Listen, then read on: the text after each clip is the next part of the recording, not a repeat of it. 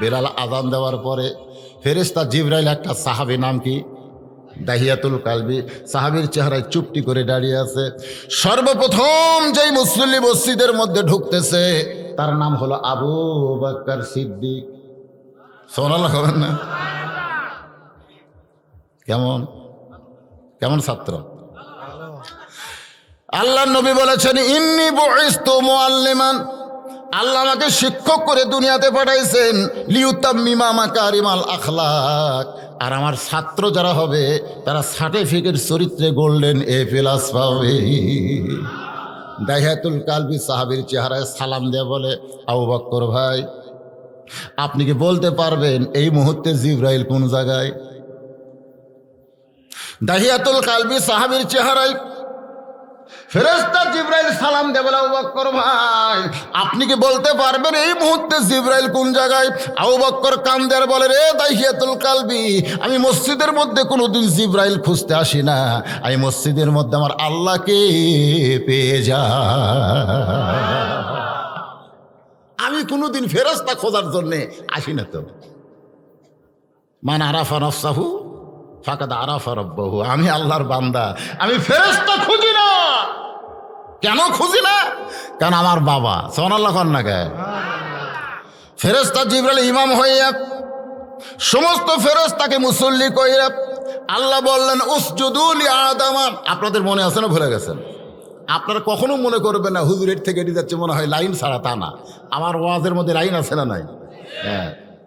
আল্লাহ বললেন, উসজুদু লি আদম। জিবরাইল ফেরেশতাদের নিয়ে সেজদা দিলেন, সেজদা থেকে মাথা তুলে আবার সেজদা দিলেন। আল্লাহ বললেন, জিবরাইল, আল্লাহ ফেরেশতাদের বললেন, এই ফেরেশতা, আমি কয় সেজদা দিবার কইছি? আমি বলেছি উসজুদু লি আদম, আদমকে সেজদা করো। তো একটা সেজদা দিলেই হতো, তোমরা দুই সেজদা দিলে কেন? তো ফেরেশতা বলতেছে, আল্লাহ আমাকে দোষ নেই, আমাকে ইমাম যদি ভুল করে তা আমরা কি করবো? ধরলে ইমামত ধরেন। আল্লাহ বলতেছেন, না, ইমাম ভুল করলে মুসল্লিদের সজাগ হতে হবে। ইমাম মানে নেতা, নেতারা অনেক সময় ভুল করতেও পারে, কিন্তু লোকমা দেবে কে? জোরে কোন? অর্ধ পৃথিবীর খলিফা হযরত ওমর লম্বা জুব্বা গায়ে দিয়া খুতবা দিচ্ছেন। এমন সময় এক সাহাবী মাঝখান থেকে বলে, আমির আল মুমিনিন, আপনার খুতবা আমরা শুনবো না, আপনার খুতবা আমরা শুনবো না। ওমর ফারুক বলতেছেন, আমার দোষটা কোন জায়গায়? বলে, আমাদেরকে খাটো পাঞ্জাবি দিয়ে আপনি লম্বা জুব্বা পরে খুতবা দিবেন, যতক্ষণ লম্বা জুব্বার কাহিনী না বলবেন ততক্ষণ আপনার খুতবা আমরা শুনব। আপনারা বলেন তো, বাংলাদেশের প্রধানমন্ত্রী, অর্ধ পৃথিবীর খলিফা, এরকম বাংলাদেশের মতন 128টা দেশের প্রেসিডেন্ট, জোরে কোন সুবহানাল্লাহ, আর সেই প্রধানমন্ত্রী খলিফাকে আটকায় বলতেছে, আপনার খুতবা আমরা শুনবো না, আমাদেরকে খাটো পাঞ্জাবি দিয়ে আপনি লম্বা জুব্বা পরে খুতবা দিচ্ছেন। ওমর ফারুকের চোখ দিয়ে দরদর করে পানি পড়তেছে।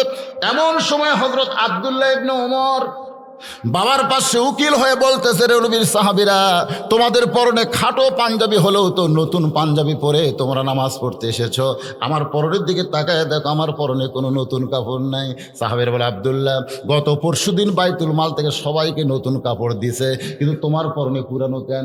আব্দুল্লাহ বলতেছে, গভীর রাত্রে দুনিয়ার সবাই যখন ঘুমায়েছিল, এমন সময় আমার বাবা আমার দরজায় আব্দুল্লাহ আব্দুল্লাহ বলে ডাকতেছে। আমি দরজা খুলে তাকায় দেখি বাবা একটা পাঞ্জাবি নিয়ে দাঁড়ায় আছে। আমি খুশি হয়ে বললাম, বাবা, বাইতুল মাল থেকে একটা পাঞ্জাবি আমারে দিল, আর একটা পাঞ্জাবি দিবার আইছেন কেন?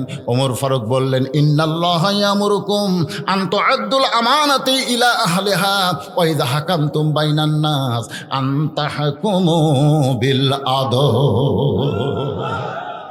আব্দুল্লাহ রে, আমি তোকে আর একটা পাঞ্জাবি দিবার আসি নাই, এটা আমার ভাগে পড়েছে।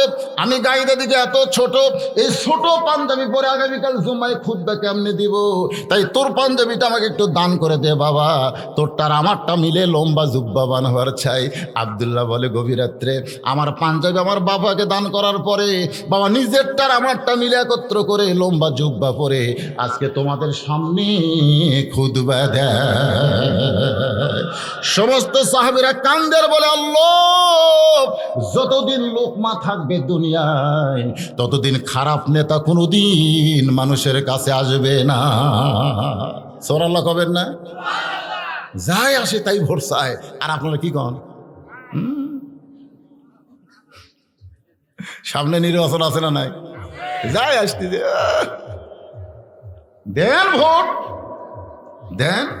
আল্লাহ বলেছে ওয়াইযা হাকামতুম বাইনান নাস আন তাহকুমু বিল আদল, মানুষের মধ্যে তাকে নির্বাচন করবা যার মধ্যে আদল ইনসাফ আছে। চেয়ারম্যান হয়ে যত খারাপ কাম করবে একলাই চেয়ারম্যানের পাপ হবে না, যারা ভোট দেওয়া চেয়ারম্যান বানাছে ওদের আমল নামাও পাপ চলে আসবে। চেয়ারম্যান হয়ে ভালো কাজ করবে, চেয়ারম্যান একলা সব পাবে না, যারা ভোট দিছে ওদের আমল নামও আল্লাহ সব দিয়ে দিবে। এখন বুঝেন কাক দিবেন? না দেওয়া একটা, না দেওয়া আবার পাপ। আপনি নিজের অধিকারকে মান আরাফা রফসাহু ফাকাদ আরাফা রব্বাহু, আপনি কে এটা আপনি বুঝতে পারলেন না। দেওয়ার আগে ভোট হয়, এটা আমরা অন্যায়ের সাথে আপোষ করছি। আমাদের মধ্যে কোনো আন্দোলন নাই। শোনেন, বাড়িওয়ালা যদি ন্যাংরা হয় আর চোর যদি আমার মতন জুয়ান তাগড়াও হয়, বাড়িওয়ালা ন্যাংরা হাঁটতে পারে না, বাড়ির মধ্যে আছে চোর, যে কেবল দরজাত হাত দিছে, ন্যাংরা বলতেছে কে রে, সঙ্গে সঙ্গে চোর দৌড়। আপনার বলেন তো শক্তিশালী চোর দৌড় মারলো কেন? কারণ চোর যেটা করতেছে এটা অন্যায়, আর বাড়িওয়ালা যেটা বলতেছে এটা হলো ন্যায়। আমরা হলাম বাড়িওয়ালা, আমরা ন্যায় পরায়ণ মানুষ। আমরা যতই ভোট চুর করুক আর যাই করুক, কিন্তু আমরা কে রে শব্দটা বলতে পারতেছি না। তোরে গানটা তাহলে একবার কে রে কয়ে থাকে কষে না কয়ে কয় ভোট চুরি হলো না কয়ে।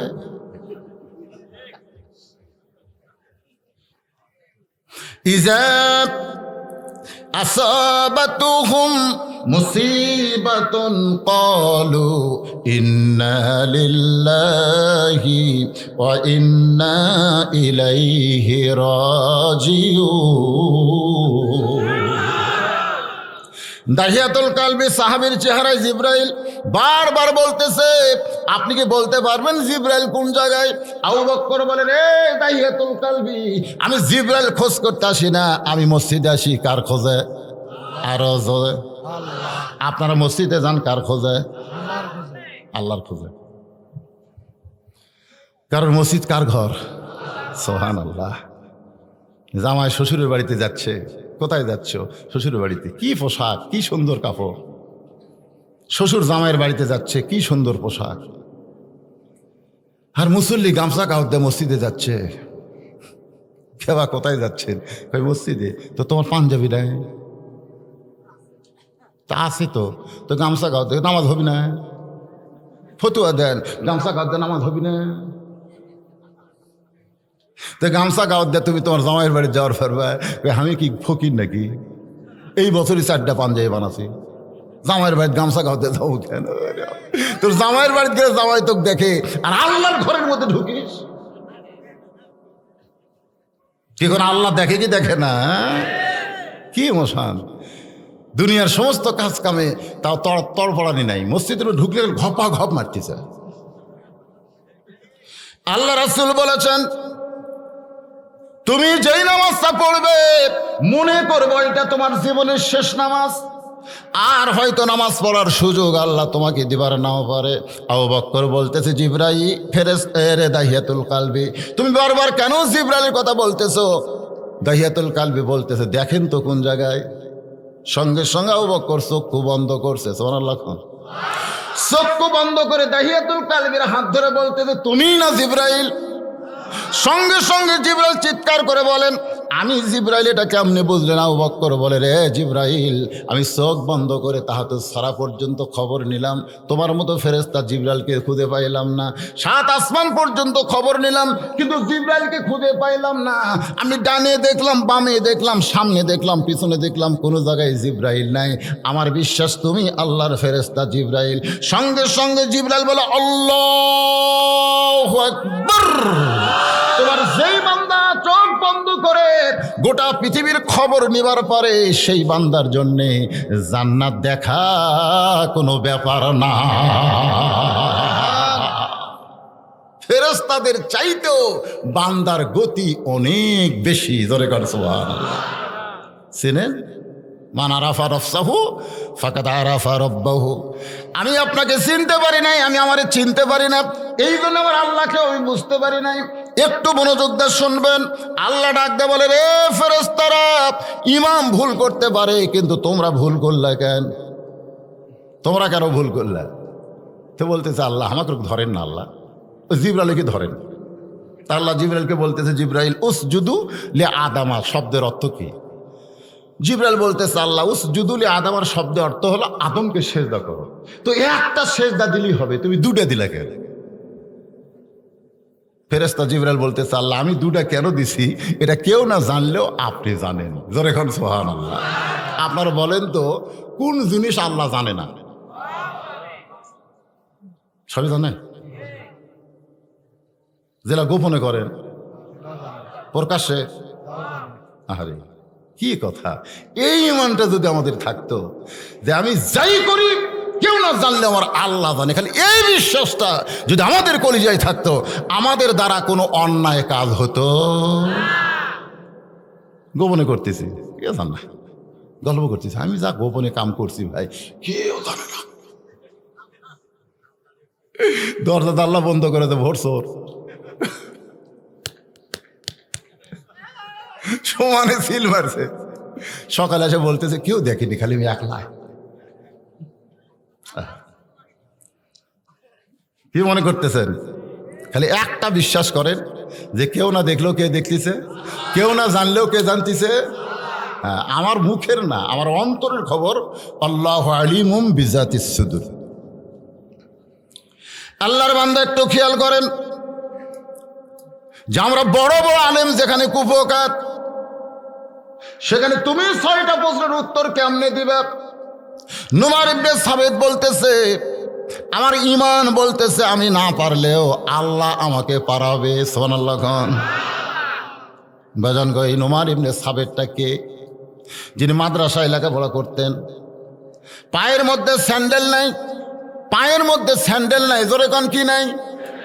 ওস্তাদ ডাক দে বলে, নোমান রে, মাদ্রাসা ছুটি হলে তুই আমার কামরায় যাবি। মাদ্রাসা ছুটি হলে যখন কামরায় গেছে, ওস্তাদ চৌকির তল থেকে একটা কাপড়ের জুতা বের করে বলে, বাজান এই জুতা আগে আমি পায়ে দিতাম, কিন্তু এখন পুরাতন হয়ে গেছে, আমি আর পায়ে দেই না। এই মরুভূমির বালির মধ্যে খালি পায়ে হেঁটে হেঁটে মাদ্রাসায় আসিস, তোর কষ্ট হয়, এই জুতা জোড়া তোরে দিলাম, তুই জুতা পায়ে দিয়ে আগামীকাল থেকে মাদ্রাসায় চলে আসবি। নোমান ইবনে সাবিত ওস্তাদের জুতা বগলের মধ্যে নিয়ে, বগলের তলে নিয়ে বাড়ির দিকে যায় আর চিন্তা করে, যেই জুতা আমার হুজুর পায়ে দিছে, সেই জুতা আমি যদি পায়ে দিই হুজুরের সামনে বেয়াদবি হয়ে যাবে। হুজুর আমাকে দিছে পরার জন্যে, আমি পরবো, তবে পায়ে পরবো না। ওই জুতার কাপড় খুলে আমি টুপি বানায়া মাথায় পরবো। সারা রাত ধরে জুতা পরিষ্কার করে জুতার কাপড় খুলে নুমার ইবনে সাবিত টুপি বানাইছে। সেই টুপি মাথায় দিয়ে পরের দিন খালি পায়ে মাদ্রাসায় আইছে। ওস্তাদ পায়ের দিকে তাকায় মনে মনে চিন্তা করে, আমার পুরান জুতা বলে তুই ঘৃণা করে ফাইলা দিছিস, আমার পুরান জুতা বলে তুই পায়ে দিস নাই। নুমার ইবনে সাবিত, মাদ্রাসা ছুটি হলে তুই আমার কামরায় যাবি। যে মাদ্রাসা ছুটি হয়েছে, কামরায় যাওয়ার সঙ্গে সঙ্গে চোখের তল থেকে চামড়ার চাবুক বের করে সমান তালে মার শুরু হয়েছে। মারতে মারতে চামড়া কেটে রক্ত পড়ে যায়, নুমার ইবনে সাবিতের গায়ের জামা ভিজে যায়। ওস্তাদ বুকের মধ্যে নিয়ে বলে, বেটা এত মার তোকে মারতেছি, তোরে জুতা দিলাম, আমার যদি টাকা থাকতো তোরে নতুন জুতা কিনে দিতাম, কিন্তু পুরাতন জুতা থেকে তুই ফাইলা দিছিস, পায়ে দেশ নাই, এই জন্যই তোরে মারতেছি, তুই যে কিছুই বলিস না। নুমার ইবনে সাবিত মুস্কি মুস্কি হাসের বলে, হুজুর আপনি শুধু আমার পায়ের দিকে তাকান, আমার মাথার দিকে কি আপনি তাকাবেন না? মাথার দিকে তাকায় দেখেন আপনার জুতার কাপড় দিয়া আমি মাথার টুপি বানাইছি। ওস্তাদ বুকের মধ্যে নে বলে, বেটা রে, তুই আমার জুতার কাপড় খুলে মাথার টুপি বানাইছিস, আমাকে আগে বললে তোকে মারতাম না।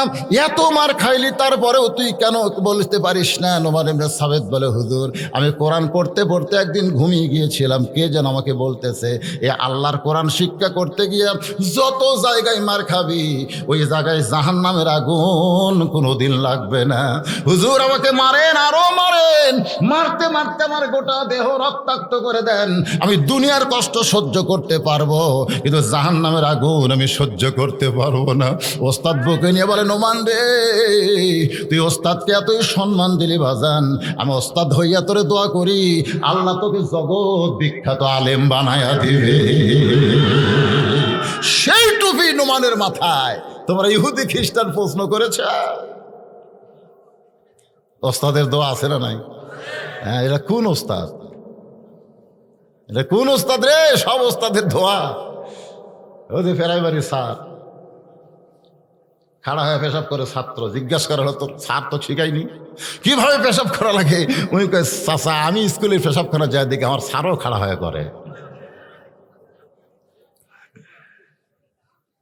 শিক্ষা হচ্ছে আগডম বাগডম ঘোড়াডম সাজা। আজকে কোরআনের মাহফিল আইছেন, এখান থেকে আমাদের একটা শিক্ষা নিতে হবে। যতই শিক্ষা গ্রহণ করেন, আল্লাহর কোরআন শিখা দরকার আছে না নাই?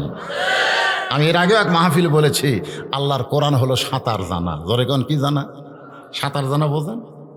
ওই ইঞ্জিনিয়ার বাবু নৌকা পার হবে, নৌকা কি পার হবে? মাজিক বলতেছে, মাঝি সারাদিন কত মানুষ পারাপার করিস, হিসাব জানিস? মাঝি বলতেছে, কি যে কন বাবু, আমার দাদা মাঝি, বাপ মাঝি, আমি মাঝি, 14 গোষ্ঠী আমরা মূর্খ, অঙ্ক হিসাব কিছু জানি না। মানুষ যা দেয় পকেটে তুই, দোকানের জায়গায় কত আছে, ওরা কই এত আছে, ধ্যান কি দিবে? এইভাবে আমার জীবন চলে। ইঞ্জিনিয়ার বলে, যে বেটা হিসাব জানে না তার জীবন হলো 4 আনা মাটি। কয় আনা?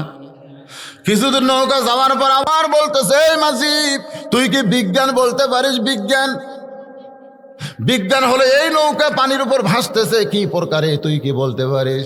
মাঝি রাগ করে বলে, আমি মূর্খ মানুষ, আমি বিজ্ঞান বুঝি না, তবে আমার বইয়ের একটা ব্যারাম আছে, মাঝে মধ্যে অজ্ঞান হয়। ইঞ্জিনিয়ার বলে, পাগল, যে বেটা বিজ্ঞান জানে না তার জীবন হলো 8 আনা মাটি। নৌকার কিছু দূর যাওয়ার পর ইঞ্জিনিয়ার বলে, এই মাঝি তুই কি ইতিহাস বলতে পারিস? এই নৌকা সর্বপ্রথম কে তৈরি করছে? মাঝি রাগ করে বলে, আমি মূর্খ বাবু, আমি কোনো কিছুই জানি না। ইঞ্জিনিয়ার বলে, যেই বেটা ইতিহাস জানে না তার জীবন হলো 12 আনা মাটি। নৌকা তখন নদীর মাঝখানে, পূর্ব আকাশে ম্যাক করে উঠছে ঝড়, এত জোরে ঝড় উঠছে, নৌকা খালি টলমল টলমল করতেছে। ইঞ্জিনিয়ার চিল্লাই বলে, মাঝি রে, যে জোরে ঝড় উঠলো নৌকা বুঝি ডুবে যায়, নৌকা বুঝি ডুবে যায়। মাঝি চিল্লায় বলে, ডুবুক নৌকা, আমার চিন্তা নাই। ইঞ্জিনিয়ার বলে, পাগল, এই নৌকা ডুবে গেলে আমাদের মৃত্যু হবে। মাঝি বলতেছে, আপনার হবে কিন্তু আমার হবে না, কারণ আমি সাঁতার জানি। ইঞ্জিনিয়ার বলতেছে, মাঝি রে, আমি তো সাঁতার জানি না। মাঝি বলতেছে, আপনি অঙ্ক জানেন, কত ফুট পানির তলের গোতানে খাবেন আপনি হিসাব করেন। আপনি বিজ্ঞান জানেন, কোন বিজ্ঞান আপনাকে বাঁচাবে? আপনারা বলেছেন পানির অপর নাম জীবন, কিন্তু যেই বেটা সাঁতার জানে না, নৌকা ডুবে গেলে অপর নাম জীবন না মরণ বিজ্ঞান বলে দিবে। 3 নম্বর, আপনি বলেছেন ইতিহাস, কোন ইতিহাসের মধ্যে আপনার নাম লেখা থাকবে? আজকে যারা কোরআনের মাহফিল আইছেন ভাইজান, যত শিক্ষাই শিখেন না কেন, এই শিক্ষাটা হলো বৈষয়িক শিক্ষা, দুনিয়ার উপকার দিবে, কিন্তু আল্লাহর কোরআন হলো সাঁতার। কঠিন হাসরের ময়দানে ঘামের সাগরের মধ্যে যখন হাবুডুবু খাবেন, সেই দিন এই কোরআন সাঁতরায়া সাঁতরায়া প্রত্যেকটা কোরআন প্রেমিকদেরকে আল্লাহর জান্নাতে পৌঁছায়া দিবে।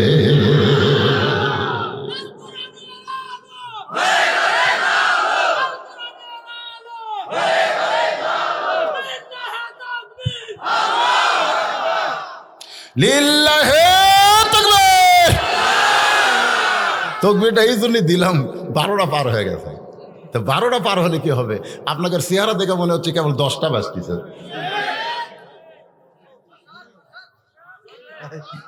না চলবেই তো, চলবে না?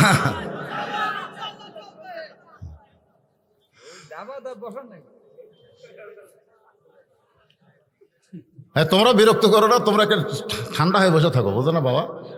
এই দিকের লোকগুলো ঘামেও দেখতে পাচ্ছি না, ওরা কি বিপদ।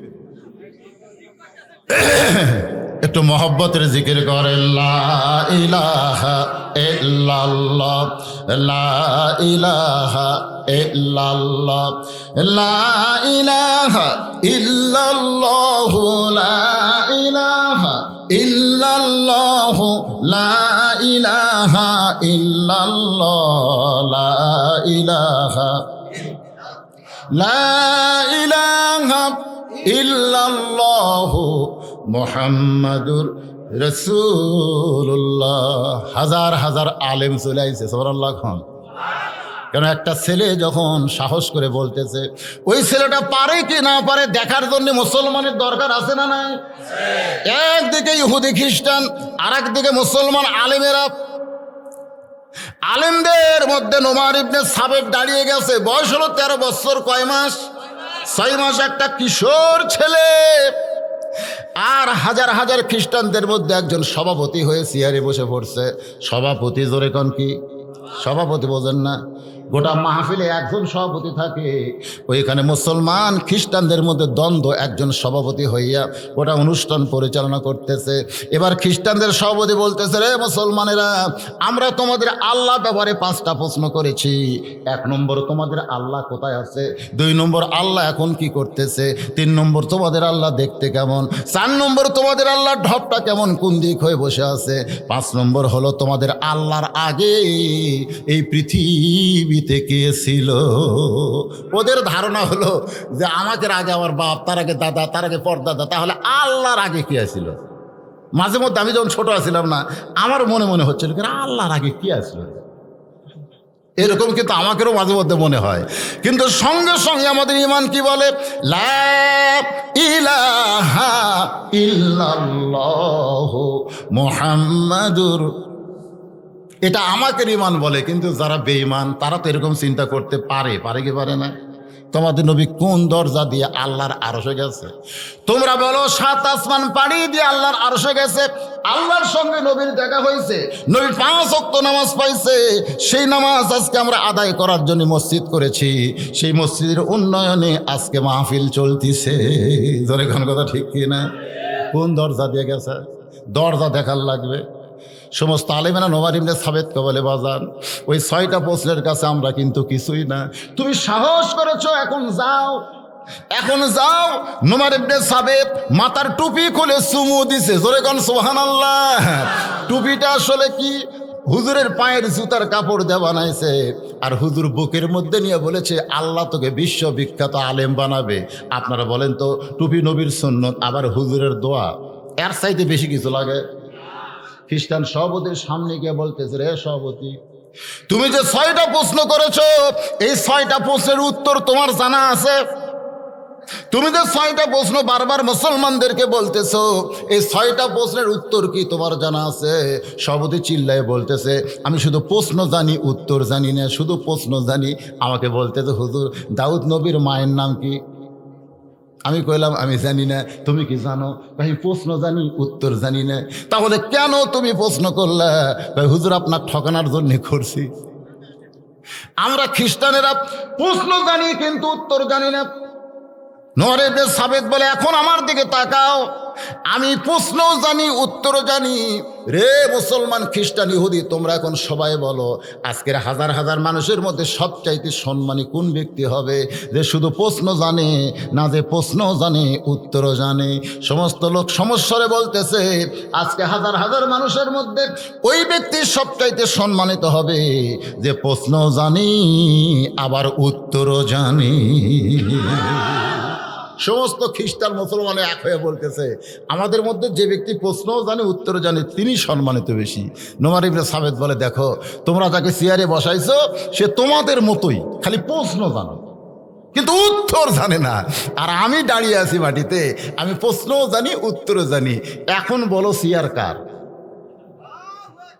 সমস্ত খ্রিস্টান, মুসলমান, ইহুদি চিল্লায় বলতেছে, এই সভাপতি চেয়ার থেকে নাম, কারণ তুইও যা, আমরাও তাই। এটা না বুঝালে বোঝানো যাবে না। তোর এখন কথা ঠিক কিনা? এতক্ষণ পর্যন্ত মনে করছো না সভাপতি। আমাদের বাংলাদেশে অনেক সভাপতি আছে না নাই? আমি ওয়াজ করি, সাইড থেকে কয়, হুজুর এটা কর না, হুজুর এটা কর না, হুজুর এটা কথা না, হুজুর। মানে আমার ওয়াজ শুনে সভাপতি কাঁপতেছে ভয়ে। আমি বলে, কে ভাই এত ভয় কে? বুঝেন না হুজুর, দেশের পরিস্থিতি ভালো না এখন। আপনারা বলেন তো, যদি ধরে, কাক ধরবি? সভাপতি ধরবি না আমাকে ধরবি? এ কথা কর না কেন? কিন্তু সভাপতি এত ভয় করার পিছনে কারণ হলো ওর মধ্যে দুর্বলতা আছে, আছে না নাই? তুইও যা, আমরাও তাই। তুইও 6টা প্রশ্ন জানিস, আমরাও জানি, কিন্তু উত্তর শুধু একজনই জানে। এই সভাপতি চেয়ার থেকে নাম, এতগুলো দাবির মুখে এখন সভাপতি কি চেয়ারে থাকবে?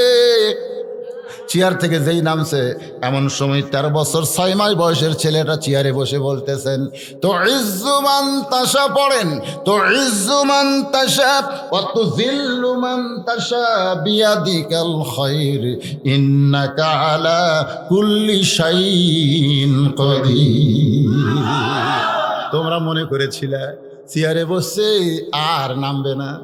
আজও বাংলাদেশে অনেকে বলে, হুজুর যতদিন বেঁচে থাকবে ততদিন চেয়ার থেকে কেউ নামাবার পারবে না। আমাকে অনেকেই বলে, হুজুর যত ওয়াজ করেন কাম হবি না, যতদিন জীবিত থাকবে ততক্ষণ চেয়ার থেকে কেউ নামাবার পারবে না। এই কথা কোনো ইমানদারের মুখ দিয়ে প্রকাশ পায় না। ইমানদারের বিশ্বাস হলো আল্লাহ যখন খুশি তাকে নামাবে, আবার যখন খুশি আর একজনকে বসাবে। জোরে কোন কথা ঠিক কিনা? এতক্ষণ সবাই মনে করেছিল সভাপতি চেয়ার থেকে নামবে না, হুম্বি ধুম্বি করে যেভাবে 6টা প্রশ্ন করতেছে, ও বড় দামি লোক। কিন্তু এই মুহূর্তে সভাপতি চেয়ার থেকে নামছে, আর ছেলেটা চেয়ারে বসেই কোরআনে আয়াত বলতেছে, রে খ্রিস্টান ইহুদিরা শোনো, তোমরা আল্লাহ ব্যাপারে 5টা প্রশ্ন করেছো, তার মধ্যে একটা প্রশ্ন হলো মুসলমানের আল্লাহ এখন কি করে, তোমরা বলো তো সেই প্রশ্ন করছো কিনা? বলে হ্যাঁ। মুসলমানের আল্লাহ এই মুহূর্তে এই চেয়ারের মানুষটাকে লাথি দিয়া নামায় দিল, আর যারে কেউ চিনতো না সেই ছোট বাচ্চাকে চেয়ারে বসাইল। এই মুহূর্তে মুসলমানের আল্লাহ এটাই করলো। জোরে কান সুবহানাল্লাহ। রে খ্রিস্টান পাদ্রীরা, রে ইহুদিরা, তোমরা প্রশ্ন করেছো মুসলমানের আল্লাহ কোথায় আছে, মুসলমানের আল্লাহ দেখতে কেমন, মুসলমানের আল্লাহ কোন দিক হয়ে বসে আছে। আল্লাহ ব্যাপারে 5টার মধ্যে একটা হয়ে গেল। এখন আসো, মুসলমানের আল্লাহ কোথায় আছে তোমরা কি দেখবার চাও? বলার সঙ্গে সঙ্গে একজন লাভ ধরে কয়, কোথায় আল্লাহ দেখবো? আল্লাহ দেখবে। যেরকম কি মুসলমানের আল্লাহ কোথায় আছে দেখবার চাও? বলে হ্যাঁ, তাহলে আসো। আল্লাহ দেখার জন্য একজন খ্রিস্টান আসতেছে। জোরে গান কে আসতেছে? অথচ আল্লাহ দেখবার চাইয়া মুসা নবী দেখবার পায়নি। কোরআন শরীফে আল্লাহ বলতেছেন, মুসা একদিন আল্লাহর প্রেমে গদগদ হয়ে বলে, আল্লাহ তোমার সঙ্গে কথা বলতে বলতে আমার কলিজায় এত প্রেম জমে হচ্ছে, আল্লাহ তোমাকে এক নজর দেখবার চাই। রব্বি আরিনি। আল্লাহ মুসা বলতেছে, রব্বি আরিনি, আল্লাহ তোমাকে দেখতে চাই। সঙ্গে সঙ্গে আল্লাহ বলেছেন, লান তারানিয়া মুসা, আমি আল্লাহকে দেখা সম্ভব না। সুবহানাল্লাহ কর না কেন? মুসা নবী আল্লাহকে দেখবার চাইছে, আল্লাহ কয় সম্ভব না। আর একটা খ্রিস্টান দেখবি, হ্যাঁ, যে কাছে আইছে বিসমিল্লাহ কয়ে খ্রিস্টানের কান সারা মারছে একটা সর খায়। বলতে সেই মেয়ে আমারে মারো কেন? পেটে মারছে ঘুষি। এই ছেলে আমাকে মারতেছো কেন? উড়াতে মারছে লাথি। চিল্লায় বলে, আমার এতগুলো মানুষের মধ্যে মারতেছো কেন? নোমান ইবনে সাবিত বলে, মারলে কি হয়? কয় মারলে কি হয় জানো না? মারলে লাগে। তো লাগে তুমি কেমনে বুঝলে? কয় আমার জীবন আছে, জীবিত মানুষ মারলে বুঝতে পারবে তার লাগে। নোমান ইবনে সাবিত বলতেছে, রে খ্রিস্টান তোমার জীবন আছে, এইটা তুমি মারলে বুঝতে পারো। এখন বলো তো জীবন কোনোদিন দেখছো নাকি? খ্রিস্টান চিল্লায় বলে, জীবন দেখা লাগে না, সবাই বিশ্বাস করে না দেখি জীবন তার দেহের মধ্যে আছে। নোমান ইবনে সাবিত বলে, তাহলে শোনো, জীবিত মানুষ যেমন জীবন না দেখে বিশ্বাস করে, জীবন তার দেহের ভিতরে আছে। যারা আল্লাহকে বিশ্বাস করেছে তারা আল্লাহকে না দেখে বিশ্বাস করে। আল্লাহ গোটা বিশ্ব জগৎ মিলে বিরাজ করতেছে। সমস্ত ইহুদি খ্রিস্টান চাহাচাই করতেছে, কথাগুলো তো ঠিকই পারে, আর মুসলমানের আলেমরা খালি দোয়া পড়তেছে, আলহামদুলিল্লাহ আলহামদুলিল্লাহ। এমন সময় নোমান ইবনে সাবিত বলে, রে খ্রিস্টান ইহুদিরা, তোমরা প্রশ্ন করেছো মুসলমানের আল্লাহ কোন দিক হয়ে বসে থাকে। যদি দেখবার চাও তাহলে একজন আমার কাছে আসো, একজন আমার কাছে আসো। তখন খ্রিস্টানরা বলতেছে, কাছে যাওয়া যাবে না, কারণ কাছে গেলে পিটন হয়। ধরে কারণ কাছে গেলে কি হয়? কাছে যাওয়া যাবে না। আপনার বলেন তো, যদি আল্লাহর নৈকট্য হাসিল করতে চান তাহলে নামাজের কাছে আসার দরকার আছে না নাই? যদি আল্লাহর নৈকট্য হাসিল করতে চান তাহলে আল্লাহর কোরআনের কাছে আসার দরকার আছে না নাই? কিন্তু আপনারা যদি বলেন নামাজের কাছে যাব না, কোরআনের কাছে যাব না, জান্নাত নিব, আজকে অধিকাংশ মুসলমান নামাজের কাছেও নাই, কোরআনের কাছেও নাই, কিন্তু জান্নাত লিবি। এরকম আছে না নাই? আচ্ছা, আমার এখানে যত লোক বসে আছেন ভাইজান, মনে কিছু নেন না, কারা কারা জান্নাতে যাওয়ার নিয়ত করছেন একটু আল্লাহ হাত, যারা যারা নিয়ত করছেন লিল্লাহে তাকবীর। আচ্ছা, হাত নামান। এখন জান্নাত লিবার গেলে যে আপনারা, এখন যদি আমি প্রশ্ন করি কারা কারা মাগরিব এশার নামাজ পড়েননি, হাত তোলেন। এই কথা আমি বলবো না, কোনো মাহফিলেও আমি বলিনি। কেন এতগুলো মানুষের মধ্যে যে নামাজ পড়েন তাকে বিব্রত করার কি দরকার? কিন্তু যখন ইমাম মালিক রহমতুল্লাহর ফতুয়া পড়ি, যে প্রশ্ন করা হলো যে একজন বেনামাজি ইচ্ছা করে নামাজ না পড়ে মারা গেছে, তার ব্যাপারে আপনার ফতুয়া কি? ইমাম মালিক রহমতুল্লাহ আলাইহি বললেন, ইচ্ছা করে কোনো ব্যক্তি নামাজ না পড়ে মারা গেছে, সে ব্যক্তি মারা যাওয়ার পরে তার জানাজা, কথাটা শুনবেন ফতুয়া, তার জানাজা কোনো নামাজি ব্যক্তি পড়ানো যাবে না। কোনো নামাজি ব্যক্তি তার জানাজায় অংশগ্রহণ করা যাবে না। কোনো নামাজি ব্যক্তি যদি বেনামাজির জানাজায় অংশগ্রহণ করে, তার আমল নামা থেকে 1 কেরাত পরিমাণ নেকি কমে যাবে, 1 কেরাত পরিমাণ পাপ দেওয়া হবে। সাহাবেরা বলেন 1 কেরাত পরিমাণ কি? উহুদ পাহাড়ের সমান। তাহলে নামাজি ব্যক্তি বেনামাজির জানাজাত গেলে সওয়াব না পাপ? তো সমস্ত ছাত্র বলল, হুজুর তাহলে বেনামাজি মরলে আমাদের করণীয় কি? ইমাম মালিক বললেন, রাস্তায় যদি কোনো কুত্তা শিয়াল মরে, তোমাদের কাজ কি? রাস্তায় কোনো শিয়াল কুত্তা মরে আছে, তোমাদের কাজ কি? তোমাদের কাজ হলো যে রাস্তা দিয়ে মানুষ যাওয়া আসা করে, ওই শিয়াল কুত্তা একসময় পচে দুর্গন্ধ হবে, এই দুর্গন্ধ থেকে মুক্তি পাওয়ার জন্য তোমাদের যেই কাম, একটা বেনামাজি বললে একই কাম। তাহলে কি করা লাগবে? কুত্তা কেউ গোসল করে দেয় না, কুত্তা কেউ কাফনের কাপড় পরায় না, কুত্তা কেউ খাটনির তোলে না। কুত্তার পায়ে দড়ি লাগে, টানালিয়া যে যেরকম পুতিয়া থই, একটা বেনামাজি মারা গেলে তার পাঁও দড়ি লাগে, তার টানালিয়া যে যদি কোনো জায়গা পুতিয়া থই, ওই এলাকার নামাজের ওয়াজ করা লাগবে না, সমস্ত বেনামাজি নামাজি হয়ে যাবে। ধরে কোন কথা ঠিক না? কারণ তারা জানে যে নামাজিরা সজাগ হয়ে গেছে, বেনামাজিকে এখন পুতিয়া থুবি। কিন্তু আমরা যে নামাজিও যা, বেনামাজিও তাই। আল্লাহ রাসূল বলেছেন, মান তারাকা সালাতু মুতাম্মিদান ফাকাত কাফারা। ইচ্ছা করে একত্ব নামাজ যারা ছেড়ে দিল, আল্লাহর সঙ্গে তারা কুফরি করলো। ফেরেশতা জিবরাইল বললেন, আল্লাহ আদমকে 2 সেজদা কেন দিছি? এটা কেউ না জানলেও আপনি জানেন। মনে আছে না ভুলে গেছেন? আপনারা হয়তো মনে করবেন হুজুর হয়তো ভুলে গেছে, কারণ হুজুরের বিষয়টা হলো, ইজা আসাবাতুহুম মুসিবাতুন ক্বালু ইন্না লিল্লাহি ওয়া ইন্না ইলাইহি রাজিউন। এই আয়াতটার অর্থ আরেকবার কই, হয়তো অনেক আগে কইছি তো। ইজা মানে যখন, আপনার মুখস্থ রাখবেন, ইজা মানে আসাবাতুহুম মুসিবা, হুম মানে তোমাদের উপরে আপদ বিপদ যখন আসবে, কলু তখন তোমরা বলবে ইন্না লিল্লাহি ওয়া ইন্না ইলাইহি রাজিউন। এখন আপনাদের কাছে আমার প্রশ্ন হলো, আপনাদের এই গ্রামের নাম হচ্ছে ললুয়া দিঘিতে সবচাইতে বড় বিপদ কি? অন্য গ্রামের কথা বাদ দেন, আপনাদের গ্রামের খবর আপনারা জানেন। আপনাদের এই ললুয়া দিঘিতে সবচাইতে বড় বিপদ কি? আপনারা হয়তো বলতেছেন, আমার বিপদই বুঝি না হুজুর।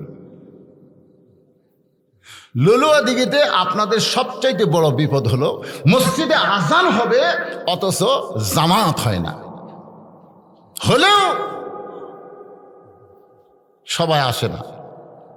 আপনারা বলেন, রাসূল বলেছেন মসজিদে যখন আজান হয়, এই আজান শোনার পরে কোনো পুরুষ মানুষ যদি বাড়িতে নামাজ পড়ে, ওই বাড়ির প্রতি আমি নবীর এত রাগ হয় যেন আগুন দিয়ে বাড়ি পুড়ে ছাই করে দিই। আপনারা বলেন তো, আমার নবী হচ্ছে রহমতের নবী, সেই নবী যদি বলে আগুন দিয়ে বাড়ি ছাই করে দেই, তাহলে বাড়িতে নামাজ পড়লে নবী কি খুশি না বেজার? কিন্তু আমি আগুন দেওয়ার হুকুম দিলাম না, এই কারণেই বাড়িতে ছোট বাচ্চা আর নারী থাকে, এই কারণে আগুন দিয়ে পুরানোর হুকুম দেওয়া হলো না। এই হাদিস দ্বারা বোঝা যায় পুরুষ মানুষের নামাজ বাড়িতে কথা কয় না রে বা, হবে না। এখন আপনারা যারা এই গ্রামের আছেন, এই গ্রামের যারা লুলুয়া দিঘির আছেন, তারা একটু হাত তোলেন। যারা আছেন বাবা এই গ্রামের, যারা না কম হলেও অনেকগুলোই তো। আচ্ছা ঠিক আছে, হাত নামা। আপনারা এই গ্রামের বাহিরের লোক যারা আছেন, তারা একটু হাত তোলেন তো বাবা। মানে ওই এই হাতের কাছে অন্য হাত তো দেখাই গেল না, ঠিক আছে হাত নামান। মাত্র 60 ঘর, তাহলে 60-এর বেশি আছে তো। নামাজ পড়ে তো, আপনি তো সভাপতির দায়িত্বে আছেন না, ঠিক আছে। মানে ইন্না লিল্লার ওয়াজ হচ্ছে তো, মনে করবে না হুজুর রাত বেশি হয়েছে দেখে কোনো ওয়াজ বাদ দিয়ে দেবি তা না, সব ওয়াজে হবে ইনশাল্লাহ। আজকে রাত বেশি হচ্ছে, আগামীতে যেন বেশি না হয়। আমি এখানে আইছি তো অনেক আগে, আমার তুলে দেওয়া দরকার ছিল 9:30টায়, কিন্তু তুলে দিল 10:30টায়। তাহলে কি করবেন? না না, হারারাত কর্মকা বাবা। ছোট্ট ছেলে বলতেছে, রে খ্রিস্টান ইহুদিরা, 13 বছর 6 মাস বয়সের কিশোর বাচ্চা, তোমরা জানতে চাও মুসলমানের আল্লাহ এখন কি করতেছে, মুসলমানের আল্লাহ কোন দিক হয়ে বসে আছে, মুসলমানের আল্লাহর ঢপটা কেমন, মুসলমানের আল্লাহ দেখতে কেমন, মুসলমানের আল্লাহর চেহারাটা কেমন। যদি দেখবার চাও তাহলে আসো বাজান, একটু খেয়াল করবেন মুসলমানের আল্লাহর ঢপটা কেমন, মুসলমানের আল্লাহ কোন দিক হয়ে বসে আছে, মুসলমানের আল্লাহর আগে কি আছিল, মুসলমানের আল্লাহর আগে কি আছিল যদি জানতে চাও তাহলে একজন আমার কাছে আসো। খ্রিস্টানরা বলতেছে কাছে যাওয়া যাবে না, কারণ কাছে গেলে পিটন হবে। ছেলেটা বলতেছে তাহলে আমার কাছে আসা লাগবে না, 2 জন তোমরা দাঁড়াও। এবার ইহুদির মধ্যে একজন, খ্রিস্টানদের মধ্যে একজন, 2 জন দাঁড়াইছে। ছেলে বলতেছে মুসলমানের আল্লাহর আগে কে ছিল জানবার চাও? বলে হ্যাঁ। তাহলে তোমরা গণনা শুরু করো। একজন গুনতেছে 1 2 3 4 5 6, ছেলে বলতেছে হয় না। একজন খ্রিস্টান বলতেছে 1 2 3 5, ছেলে বলতেছে হয় না, ভালো করে গুনো। সমস্ত খ্রিস্টান ইহুদি বলতেছে রে ছোট্ট ছেলে, তোমার কাছে কি গণনা আমাদের শিখতে হবে? তুমি যতবার গণনা করতে বলো আমরা তো ঠিকই গুনতেছি, তুমি ভুল কোথায় দেখো।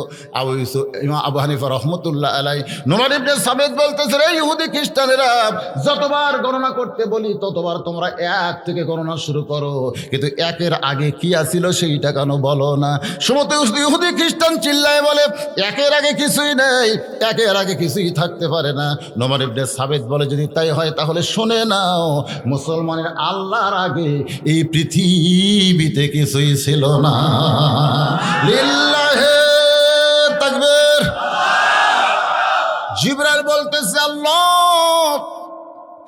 উসজুদু লিআদামা, আদমকে সেজদা দিবার বলেছেন। একটা সেজদা দিলেই হতো, কিন্তু 2টা সেজদা কেন দিলাম আপনি জানতে চান? কিন্তু আমি তো জানি, আমি না বলার আগেও আপনি জানেন। একজনই না বলার আগে জানে, তিনি কে? তারপরেও জানতে চাওয়ার কারণ কি? কারণ হলো আল্লাহ আমাদেরকে এত ভালোবাসে। সুবহানাল্লাহ না কেন? বাবার সঙ্গে মা তার ছেলেকে সাজাই দিছে, ছেলে বাপের সাথে নানার বাড়িতে গেছে, এরকম যায় না? বিকেলবেলা যখন ফেরত আইছে তখন মা জিজ্ঞাসা করছে, বাবু তুমি কোথায় গেছিলে? বাবু তুমি কোথায় গেছিলে? আপনারা বলেন তো, মা জানে কি জানে না? তো জানার পরেও বলতেছে বাবু তুমি কোথায় গেছিলে। কি জন্যে? মা তার বাপ মাকে এত ভালোবাসে, ওই ছোট বাচ্চার মুখে তার নানার কথা, নানির কথা শুনতে চায়। আল্লাহ বান্দাকে এত ভালোবাসে যে জানার পরেও জিবরাইলের মুখে এই বান্দা সম্পর্কে জানতে চায়। জোরে কান সুবহানাল্লাহ। আদর করে মানুষ আল্লাহ বানায়া, সবাই বলেন আদর করে মানুষ আল্লাহ বানায়া, কেমনে দিবেন জাহান্নামে ফেলিয়া। কি ভাই আপনাকে মন ভালো লাগতেছে না? বলেন আদর করে মানুষ আল্লাহ বানায়া, কেমনি দিবেন জাহান্নামে ফেলিয়া। একটু শোনেন। জিবরাইল বলে আল্লাহ জানার পরেও যখন জানতে চান তাহলে শোনেন। প্রথম সেজদা দিয়েছে আপনার হুকুমে, কারণ আপনি যখন বললেন উসজুদু লিআদামা, তখন আমার ভিতরে একটু অহংকার ছিল, কিন্তু ইবলিস সেজদা না দেয়া শয়তান হলো। আমি এখন ভয় করলাম আমি একটু শয়তান হব নাকি, কিন্তু আমার মনের মধ্যে বারবার প্রশ্ন দেখা দিল, জিবরাইল তুই হইলি নূরের তৈরি আর আদম হলো মাটির তৈরি, তুই নূরের তৈরি হইয়া আদমকে সেজদা করতেছিস। ও আল্লাহ, আদমের প্রতি আমার কোনো মহব্বত ছিল না, কিন্তু তোমার হুকুম পালন করার জন্যে আমি আদমকে সেজদা দিয়া সেজদার ভিতরে দেখতে পাই আদম একলা না গো আল্লাহ, আদমের ভিতরে আমার আল্লাহ দেখা যায়। মান আরাফা নফসাহু ফাকাদ আরাফা রাব্বাহ। আদম একলা নয়, আদমের ভিতরে আল্লাহকে আমি দেখতে পাই। তখন আদমকে সম্মান করে দ্বিতীয় সেজদা দিয়েছি। আল্লাহ বলে, জিব্রাইল ওই দুইটা সেজদা আমি কিয়ামত পর্যন্ত বলবৎ রেখে দিলাম। আল্লাহর বান্দারা একটু মনোযোগ দিয়ে কথাগুলো শুনবেন। এবার নুমান ইবনে সাবেত বলতেছে, রে ইহুদি খ্রিস্টানেরা, তোমরা প্রশ্ন করেছো মুসলমানের নবী কোন দরজা দিয়া আল্লাহর আরশে গেল, তোমরা কি দরজা দেখবে নাকি? বলে হ্যাঁ দেখতে চাই। তাহলে আমার কাছে আসো। বলে আবার কাছে যাওয়া কেন? আবার কাছে যাওয়া কেন? দরজা যদি দেখবার চাও তাহলে কাছে আসো। বলে কাছে গেলে পিটন হবে। বলে সব সুন্নতে পিটন নাই, মিষ্টি খাওয়া। আবার অনেক সুন্নত আছে বদরের ময়দানে, জিহাদের ময়দানে যাওয়া। জোরে কোন কথা ঠিক কিনা? সব আমলে কি পিটন আছে? হ্যাঁ, আল্লাহ কোথায় আছে এটা দেখবার দিয়ে পিটন খাচ্ছি। কিন্তু নবী কোন দরজা দিয়ে আল্লাহর বাড়িতে গেল, এই দরজা দেখতে পিটন খাওয়া লাগবে না। মিষ্টি খাওয়া কি, মেসওয়াক করা কি, কথা কয় না। আবার উহুদের ময়দানে পিটন খাওয়া। আজকে আমাদের বাংলাদেশে সব সুন্নত চালু থাকলেও বিশেষ করে এই পিটন খাওয়ার সুন্নত চালু নেই। যারা পিটন খায় তাদেরকে অনেকেই অনেক কিছু মন্তব্য করে। ভাইজান, অনেক নেতারা বলে এরা খালি গন্ডগোল করে, এরা খালি গন্ডগোল। এই কথা তো হোসাইনকেও বলেছিল। এজিদের লোকেরা বললো না, হোসাইন খামাকা গন্ডগোল করে লাভ কি? দেখেন একই কথা আমাদের বাংলাদেশে। হ্যাঁ, খামাকা গন্ডগোল করে লাভ কি? তোমার নানা বিশ্ব নবী, তোমার বাবা বিশ্ব আলেম, তোমার মা খাতুরে জান্নাত, কি হবে গন্ডগোল করে? বরং তুমি বসে থাকো, আমরা হাদিয়া দেবো, তুমি খাবা। কোথায় হোক অসুবিধা নেই, যাই যে মতলবে তাই সেটাই করবে। অসুবিধা আছে? অসুবিধা নাই। কারণ আমরা যারা ওয়াজ শুনি আমরা দুর্বল, ওরা যারা ডিজে বাজায় ওরা সবল। সবল না? একবার যদি বাংলার মুসলমান খেপে যায়, যাত্রা ফাত্রা ডিজে মিজে কুঠি যাবে, কিন্তু খেপবে না তো। খেপবে? চলেন আমরা 10 জন লাঠি নিয়ে যাই, ডিজে আলাদা কুঠি যায় দেখবে। কিন্তু না, কিন্তু না, আমরা দুর্বল। আমরা বলি ইন্নাল্লাহা মা'আস সাবিরিন, ধৈর্যশীলদের সঙ্গে আল্লাহ আছে। সন্তান পানির মধ্যে পড়তেছে, তারপরে বলতেছে ইন্নাল্লাহা মা'আস সাবিরিন। সন্তান সাঁতার জানে না, ওই মরিয়া যাবি। জোরে কোন কথা ঠিক কিনা? ঘরে আগুন লাগছে, ইন্নাল্লাহা মা'আস সাবিরিন, ধৈর্য ধারণ করো। আগুন দিয়ে গোটা বাড়ি পুরো ছাই হয়ে যাবে। আজকে আমাদের সমাজের মধ্যে অন্যায় অপকর্ম চলতেছে, আমরা খালি ধৈর্য ধারণ করতেছি। বাজানকে একটু খেয়াল করেন। এবার ছোট্ট ছেলে বলতেছে, এই ইহুদি খ্রিস্টানরা কোন দরজা দিয়া নবী আল্লাহর বাড়িতে গেছে, যদি দেখবার চাও তাহলে আসো। আমি তোমাদেরকে ওয়াদা দিলাম কিছুই করব না। মুসলমানের ওয়াদা কি? ঠিক ধরে কারণ মুসলমানের ওয়াদা কি? আপনারা কি ওয়াদা দিচ্ছেন? কোন মার্কাত ভোট দেবেন? আমি এখন ভোট জানি না, ভোটের দিনও পর্যন্ত জানে না কাকে ভোট দিবে। কাকে ভোট দেবে শোনেন, ইন্নাল্লাহা ইয়ামুরুকুম আন তুআদ্দুল আমানাতি ইলা আহলিহা ওয়া ইযা হাকামতুম বাইনান নাস আন তাহকুমু বিল আদল। এবার একজন খ্রিস্টান চলে আইছে। খ্রিস্টান চলে আইছে কারণ মুসলমানকে বিশ্বাস করে, কিছুই বলবে না, দরজা দেখাবে। কাছে যখন আইছে, এবার পকেট থেকে একটা ডিম বের করে ওই খ্রিস্টানের কানে ধরছে। ওই ডিমটা মুরগির নিচে ছিল। 21 দিন 22 দিন পরে বাচ্চা হয়। ওই 19 দিনের মাথায় ডিমটা নিয়ে আইছে। আর ওই নোমান ইবনে সাবের ডিমটা তার কানে ধরে বলতেছে, দেখো তো ডিমের ভিতরে কি শব্দ? বলে মুরগির বাচ্চা আছে। বলে মুরগির বাচ্চা নাই। বলে চিউ চিউ শব্দ শুনতেছি, কানে ধরলে ভিতরে চিউ চিউ করে শব্দ শোনা যায়। নোমান ইবনে সাবেত বলে মুরগির বাচ্চা নাই। খ্রিস্টান চিল্লায় বলতেছে আছে। নোমান ইবনে সাবেত বলে তাহলে দেখো মুরগির বাচ্চা ডিমের মধ্যে কোন দিক দিয়ে ঢুকলো? দরজা তো খুঁজে পাওয়া যাচ্ছে না। তুমি বলো মুরগির ডিমের মধ্যে এই বাচ্চা কোন দিক দিয়ে ঢুকলো? দরজা তো খুঁজে পাওয়া যাচ্ছে না। আমি বিশ্বাস করি না মুরগির মধ্যে মুরগির বাচ্চা আছে ডিমের মধ্যে। খ্রিস্টান বলতেছে আমি 100 বার বিশ্বাস করি আছে, আমি 100 বার বিশ্বাস করি। ইহুদিরা বলতেছে ডিমের মধ্যে মুরগির বাচ্চা আছে। নোমান ইবনে সাবেত বলে আমি বিশ্বাস করি না। বলে কেন বিশ্বাস করো না? বলে কোন দিক দিয়ে বাচ্চা ঢুকলো?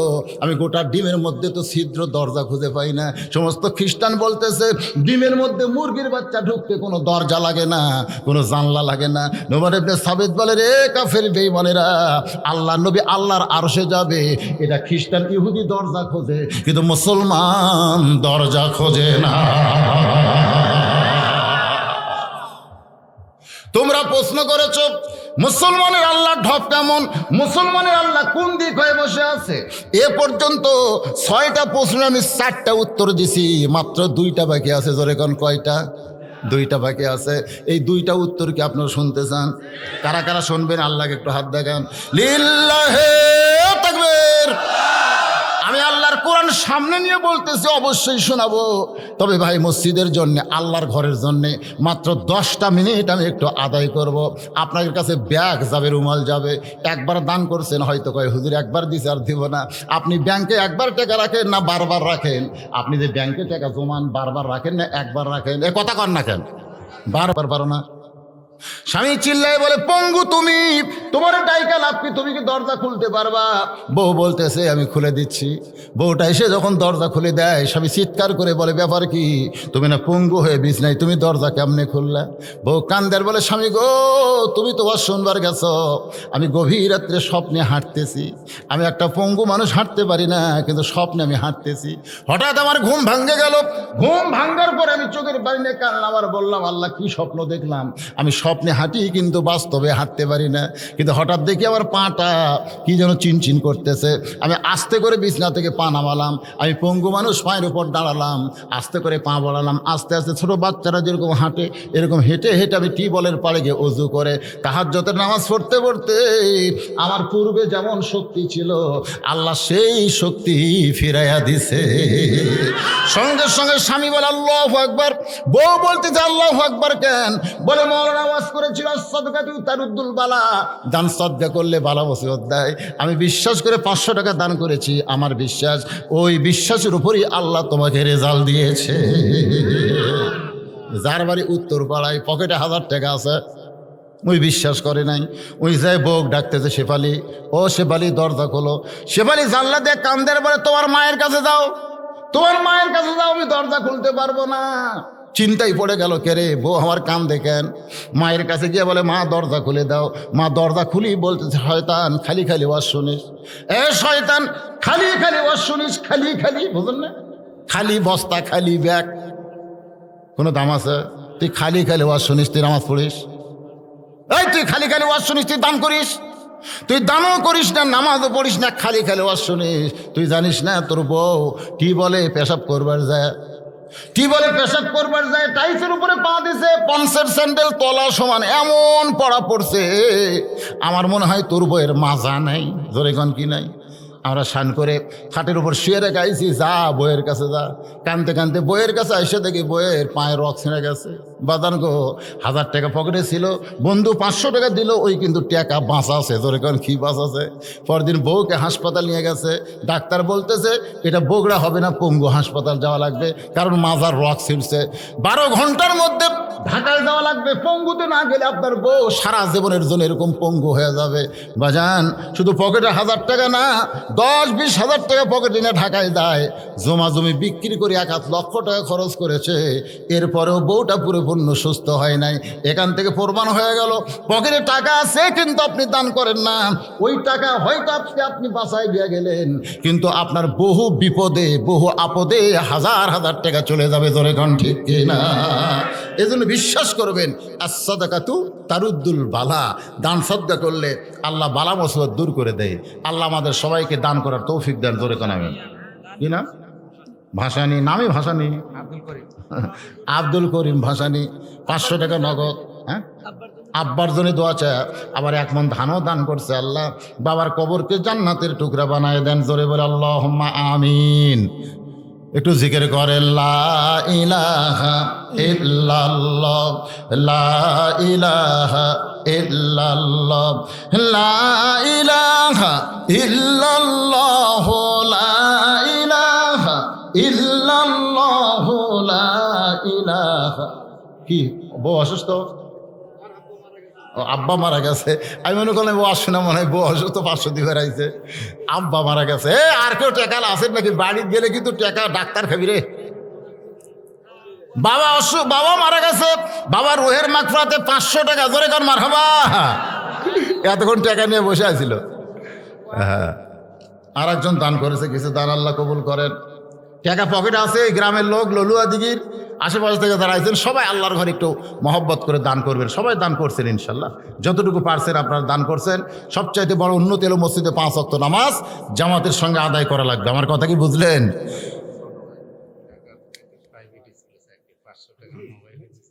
আচ্ছা ঠিক আছে। ওনার ছোট ভাই ঢাকায় থাকে, চাকরি করে, প্রাইভেট চাকরি করে, উনি 500 টাকা ওনার মোবাইলে দিচ্ছে। দোয়া করে আল্লাহ কবুল করেন।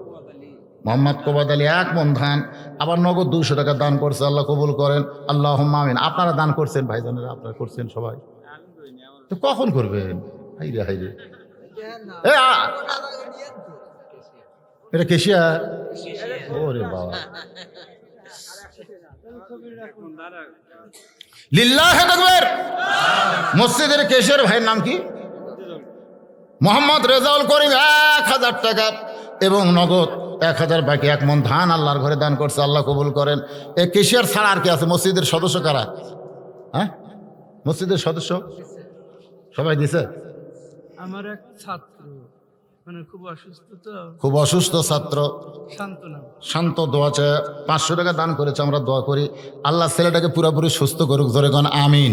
সবাই বল আল্লাহুম্মা আমিন। আল্লাহুম্মা সাল্লি আলা সাইয়্যিদিনা মাওলানা মুহাম্মদ ওয়া আলা আলি সাইয়্যিদিনা শাফিআনা। নবীকে বাসিলে ভালো মুছে যায় হৃদয়ের কালো, ওইখানে জ্বলিবে আলো, সে আলো নয়নে ঢালো। সাল্লাল্লাহু আলা মুহাম্মাদ সাল্লাল্লাহু আলাইহি ওয়াসাল্লাম। সাল্লাল্লাহু আলা মুহাম্মাদ সাল্লাল্লাহু। এবার নোমান ইবনে সাবেত সমস্ত খ্রিস্টান ইহুদিকে লক্ষ্য করে বলতেছে, তোমরা আল্লাহ ব্যাপারে যে 5টা প্রশ্ন করেছিলে তার 3টার উত্তর আমি দিয়েছি। ধরে কোন কয়টার? আর 2টা বাকি আছে। একটা হলো আল্লাহ দেখতে কেমন, আল্লাহ কোন দিক হয়ে বসে আছে। নোমান ইবনে সাবেত এই 2টা প্রশ্নের উত্তর দেওয়ার জন্য পকেটের ভিতর থেকে একটা মোমবাতি বের করে তাতে আগুন লাগায় বলতেছে, রে ইহুদি খ্রিস্টানে বলো তো এ আলো কোন দিক হয়ে আছে, এ আলোটা কোন দিক? সমস্ত ইহুদি খ্রিস্টান বলতেছে আলোর কোনো দিক নাই, আলো হলো সর্বদিক। ধরে কোন আলোর কি নাই? দিক নাই, আলো হলো সর্বদিক। নোমান ইবনে সাবেত বলতেছে, আল্লাহু নূরুস সামাওয়াতি ওয়াল আরদ, আল্লাহ হচ্ছে আসমান এবং জমিনের আলো। এই মোমবাতি জ্বালায় 2টা প্রশ্নের উত্তর একসঙ্গে হয়ে গেল। জোরে সরে বলেন সুবহানাল্লাহ। বাজান গো, এখন আপনাদের আমি একটা কথা বলেছিলাম, এই নলুয়াদিঘি গ্রামের সবচাইতে বড় বিপদ কি? মানুষ মরলে আমরা ইন্না লিল্লাহ বলি, কিন্তু মানুষ মরাটা আমাদের কাছে বিপদ না। মানুষ মরাটা হলো জান্নাতে দেওয়ার দরজা খোলা। ধরে কোন কথা ঠিক কিনা? ইমাম গাজ্জালি বলেছেন, প্রত্যেকটা মুসলমানের জন্য মৃত্যু হলো একটা যানবাহন। মৃত্যু হলো একটা যানবাহন। মৃত্যু নামক যানবাহনের পিঠে চড়ে কবর নামক জান্নাতের দরজা দিয়া প্রত্যেকটা মুসলমান তাদের আসল ঠিকানা জান্নাতে চলে যায়। তাহলে মৃত্যুটা কোনো কষ্টের ব্যাপার না। মৃত্যু হলো একটা যানবাহন। জোরে কোন মৃত্যু কি? আপনি মৃত্যু নামক যানবাহনের পিঠে চড়ে কবর নামক জান্নাতের দরজা দিয়ে আপনাকে জান্নাতে আল্লাহ নিয়ে যাবে। আল্লাহর বান্দারা, আমরা মানুষ মরলে এই জন্য ইন্না লিল্লাহ বলি, এই জন্য ইন্না লিল্লাহ বলি, কারণ ইন্না লিল্লাহর অর্থটা আব্দুল আলিম যেমন বলেছেন, কোন বনেরই পাখি তুমি আইলারে কোন বনে। খুব খেয়াল করবেন, কোন বনেরই পাখি তুমি আইলারে কোন বনে, আবার কোন বনেতে যাইতে হবে পড়ছে নাকি মনে। প্রত্যেক দিন আপনি খেয়াল করবেন, হাটে যাচ্ছেন, তাড়াত যাচ্ছেন, সলঙ্গা যাচ্ছেন, আপনি কোথাও যাচ্ছেন না, আপনি হেঁটে হেঁটে আপনার হায়াতকে অতিক্রম করে আপনি মৃত্যুর দিকে হাঁটতেছেন। জোরে কোন কথা ঠিক কিনা? প্রত্যেকটা ধাপে ধাপে আমাদের শিক্ষা আছে, প্রত্যেকটা নিঃশ্বাসে। আল্লাহ রাসূল কিন্তু সাহাবীদের বললেন, তোমরা বলো সাহাবীরা, মৃত্যু তোমাদের কাছে কত নিকটে? মৃত্যুকে তোমরা কত নিকটে মনে করো? একজন সাহাবী বললেন, রাসূলুল্লাহ, ফজরের সময় সূর্য উদয় দেখলাম, ফজরের পরে সূর্য উদয় দেখলাম, ওই সূর্য অস্ত দেখা পর্যন্ত আমি বাঁচব কিনা, এর চাইতেও মৃত্যুকে নিকটে মনে করি। ফজরের সূর্য দেখেছি, বিকালবেলা সূর্য অস্ত যাওয়া দেখতে পারবো কিনা, এর চাইতেও মৃত্যুকে আমি নিকটে মনে করি। আল্লাহ রাসূল বললেন, সাহাবী তুমি তো মৃত্যুকে অনেক দূরে রেখেছো। একজন সাহাবী বললেন, রাসূল আল্লাহ ফজরের নামাজ পড়ার পরে জোহরের নামাজ পড়তে পারবো কিনা, এর চাইতেও মৃত্যুকে আমি নিকটে মনে করি। আল্লাহ রাসূল বললেন, সাহাবী তুমি তো মৃত্যুকে অনেক দূরে রেখেছো। একজন সাহাবী বলে, রাসূল আল্লাহ 2 রাকাত নামাজের নিয়ত করলাম, 2 রাকাত নামাজের নিয়ত করলাম, 1 রাকাত পড়ার পরে আর 1 রাকাত পড়তে পারবো কিনা, এর চাইতেও মৃত্যুকে আমি নিকটে মনে করি। আল্লাহ রাসূল বললেন, তুমি মৃত্যুকে অনেক দূরে রেখেছো।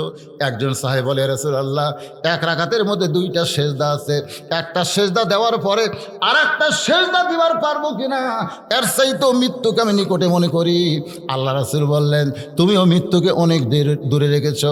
একজন সাহাবী বললেন, ইয়া রাসূলুল্লাহ সুবহান রাব্বিয়াল আলা একবার বলার পরে দ্বিতীয়বার বলতে পারবো কিনা, এর চাইতেও মৃত্যুকে আমি নিকটে মনে করি।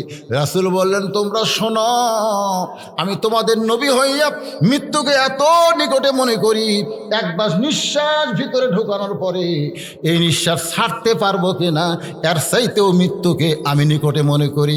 এই মৃত্যুকে ভুলে যারা দুনিয়ার পাগল হয়, তাদের জন্য সবচাইতে বড় বিপদ হলো, আর এই বিপদ যখন তার আসবে যে আমি মৃত্যুকে ভুলে গেছি, এটা মনে হওয়ার সঙ্গে সঙ্গে তাকে পড়তে হবে ইন্না লিল্লাহি ওয়া ইন্না ইলাইহি রাজিউন।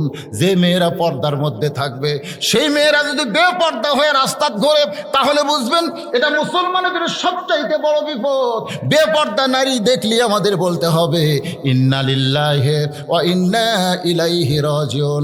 যখন দেখবেন যুবকেরা যৌবন বয়সে নামাজ বাদ দেয়া সারাদিন শুধু ঘুরতেছে, বুড়া বয়সে মসজিদে নামাজ পড়তে আসতেছে, তখন বুঝবেন এটা আমাদের জন্য সবচাইতে বড় বিপদ। কারণ রাসূল বলেছেন, তুমি যখন আল্লাহর সামনে আসামি হয়ে হাসরে দাঁড়াবা, তখন তোমার শৈশবকালের কোনো হিসাব আল্লাহ নেবে না, তোমার বুড়া কালের কোনো হিসাব আল্লাহ চাইবে না, শুধু বলবে যৌবনকালের হিসাব দিয়া জান্নাতে চলে যাও। তুমি সেই যৌবনটা যখন শয়তানের পিছনে ব্যয় করতেছো, তখন তুমি অস্ত বড় বিপদের মধ্যে আছো।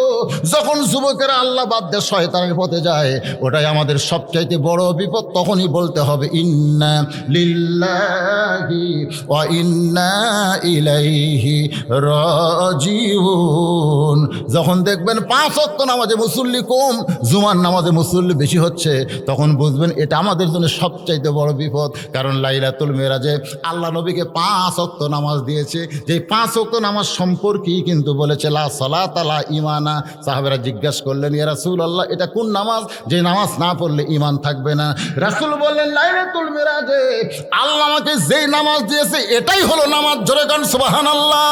জুমার নামাজ কিন্তু আল্লাহ রাসূলকে লাইলাতুল মেরাজে দেয় নাই, অথচ আমরা জুমার নামাজ পড়ি, 5 ওয়াক্ত পড়ি না। এটা হলো আমাদের সবচাইতে বড় বিপদ। এজন্য বেশি বেশি ইন্না লিল্লাহ আমাদের পড়ার দরকার আছে না নাই? কারণ আল্লাহ বলেছেন, যখন তোমাদের উপরে বিপদ আপদ মুসিবত আসবে, তখন তোমরা বলবে ইন্না লিল্লাহি ওয়া ইন্না ইলাইহি রাজিউন। সবচাইতে বড় বিপদ হলো রাত 1টা পর্যন্ত ওয়াজ শোনা, ফজরের নামাজ বাদ দেওয়া, এটা হলো সবচাইতে বড় বিপদ। তাহলে বেশি বেশি ইন্না লিল্লাহ পড়ার দরকার আছে না নাই? এই জন্য বেশি সময় ধরে ওয়াজ শুনবেন আর ফজরের নামাজ বাদ দেব, এই তরিকাটা বাদ দিতে হবে। আপনারা দরকার হলে রসুলপুরি পীর সাহেব যেরকম রাত 10টা 11টার মধ্যে ওয়াজ শেষ করে, চরমনাই হুজুর যেরকম রাত 10টার মধ্যে মাহফিল শেষ করে দেয়, আমাদের সমাজে ঠিক একই অবস্থা করা দরকার। ঠিক কিনা বলেন? ওয়াজও হবে, ফজরের নামাজ জামাতে পড়া যাবে। এই তরিকা আপনারা মানবেন। আল্লাহ পাক আমাদের সকলকে কবুল করুক। সকলে বলে আল্লাহুম্মা আমিন। আস্তাগফিরুল্লাহ রাব্বি মিন কুল্লি জামবি ওয়া তুবু ইলাইহি লা হাওলা ওয়ালা কুওয়াতা ইল্লা বিল্লাহিল আলিয়্যিল আযীম।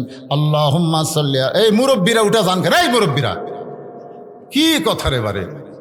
মানুষ বলে চামড়া ঢিল হলে আল্লাহর সাথে মিল দেয়, আর একটা মুরব্বী মানুষের উঠে চলে যায়। হতে পারে জীবনের শেষ মোনাজাত, হতে পারে কি পারে না? পারে কি পারে না? কি মনে করতেছেন? এই যে অহংকার, এটা তো শয়তানি। এই মোনাজাত করে কি হবে? এটাই শয়তানি। এতগুলো মানুষ, কার হাত আল্লাহর কাছে পছন্দ, কার হাতের সঙ্গে আমাদের দোয়া কবুল হয়, একটু ওসিলা খোঁজা দরকার। অবতাউ ইলাইহি ওয়াসিলা। আমরা ওসিলা তালাশ করি। আল্লাহ আমাদের মধ্যে অনেক হাফেজ আছে, আলেম আছে, মুরব্বী আছে, যুবক আছে, কচিকাচা আছে, আছে না নাই? তাদের সঙ্গে আমরা হাত তুলবো। আল্লাহ তার হাতের ওসিলায় গোটা মাহফিলকে আল্লাহ কবুল করুক। আসাদ আলী সাহেব 500 টাকা দিচ্ছে। আপনারা যারা দিচ্ছেন নাম বলা লাগবে না, নাম না বললে দিলেও আল্লাহর খাতায় লেখা পড়বে ইনশাআল্লাহ। দোয়া করে দিলাম ভাই। আল্লাহুম্মা আমিন। আল্লাহুম্মা আনতাস সালাম ওয়া মিনকাস সালাম তাবারাকতা ইয়া যাল জালালি ওয়াল ইকরাম। আল্লাহ গো, কঠিন শীত অপেক্ষা করে তোমার পাগল বান্দা বান্দিরা আরামের বাড়ি আরামের ঘুমকে বাদ দিয়া কোরআন হাদিসের মোহাব্বত কলিজার মধ্যে নিয়ে এই জান্নাতের বাগানে বসে বসে কোরআন হাদিসের আলোচনা শোনার শেষে আমি গুনাহগারের সঙ্গে রহমতের দরজায় ফকির হয়ে দোকানা হাত তুলেছে। মেহেরবানি করে আজকের মাহফিল আমাদের সকলের হিদায়াতের জন্যে, নাজাতের জন্য, জান্নাতের জন্যে কবুল করে নাও। এই মাহফিলের শুরু থেকে শেষ পর্যন্ত যত আলোচনা হয়েছে আল্লাহ, এর মধ্যে যদি ত্রুটি হয়, ভুল হয়, মাফ করে দাও। এর যা হাদিয়া মঞ্জুর করো সোনার মদিনায় নবী পাকের রওজা মুবারকে আল্লাহ কবুল করে নাও। তামাম আম্বিয়ায়ে কেরাম, আসহাবে কেরাম, তাবিনী কেরাম, তাবা তাবিনী কেরাম, তামাম পৃথিবীর মাটির নিচে যত মুমিন মুমিন আছে আল্লাহ কবরের মধ্যে আছে আল্লাহ, তাদের সকলের কবরকে জান্নাতের টুকরা বানাও। মাবুদ, আমরা যারা হাত তুলেছি আমাদের মধ্যে জনম দুখনি মা যাদের কবরের ঘরে গেছে আল্লাহ, মেহেরবানি করে মায়ের কবরটাকে জান্নাতের টুকরা কবুল করো। আল্লাহ, আমাদের বাবা আমি সহ যারা কবরের মধ্যে রেখে দিয়েছি আমাদের এতিম বাবার কবরকে আল্লাহ জান্নাতের টুকরা কবুল করো। আমাদের দাদা দাদি, নানা নানা, আত্মীয় স্বজন, শ্বশুর শাশুড়ি যাদের কবরের ঘরে গেছে আল্লাহ মেহেরবানি করে কবরবাসীদের মাফ করে দাও। নলুয়া দিঘির শাহী মসজিদকে আল্লাহ কিয়ামত পর্যন্ত কবুল করো। তোমার এই ঘরকে মহব্বত করে যারা জায়গা দিয়ে নির্মাণ করে কবরে চলে গেছে আল্লাহ, তাদের কবরকে জান্নাতের টুকরা বানাও।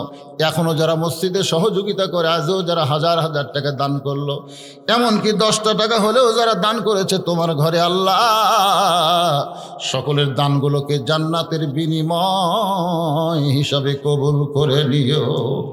মাবুদ, যারা কষ্ট করে মেহনত করে এত সুন্দর মাহফিল করেছে আল্লাহ, তাদের সকলকেই তুমি কবুল করো। মসজিদ কমিটির সভাপতি, মসজিদ কমিটির সহসভাপতি, সেক্রেটারি, কেশিয়ার সদস্য, ইমাম, মুয়াজ্জিন, মুসল্লি আল্লাহ সবাইকে তুমি কবুল করে নাও। মাবুদ, আজকের মাহফিলের সম্মানিত সভাপতি, প্রধান অতিথি, বিশেষ অতিথিবৃন্দ আল্লাহ সবাইকে তুমি মাফ করে দাও। আয় আল্লাহ তাআলা, পর্দার অন্তরালে আমার মা বোনেরা আবিদা সালিহা পর্দানিশি কবুল করে মা ফাতেমার চরিত্র দান করে দাও। আমাদের মধ্যে আমরা যারা অসুস্থ আছি আল্লাহ সুস্থ করে দাও, অভাবকে মোচন করে দাও। মাঠে ময়দানে যে আবাদগুলো করে তোমার বান্দারা রহমত বরকত দান করে দাও। আয় আল্লাহ তাআলা, আজকে যারা যে নিয়তে নগদে বাকিতে দান করেছে আল্লাহ সকলের দানগুলোকে জান্নাতের বিনিময় হিসাবে কবুল করে। যেদিন মৃত্যু হবে দিনটা যেন জুমার দিন হয়, মাসটা যেন রমজান মাস হয়। ইমানের সাথে ইজ্জতের সাথে এই দুনিয়া থেকে বিদায় নেওয়ার কালে আমাদের জবানে জারি করে দিও লা ইলাহা ইল্লাল্লাহু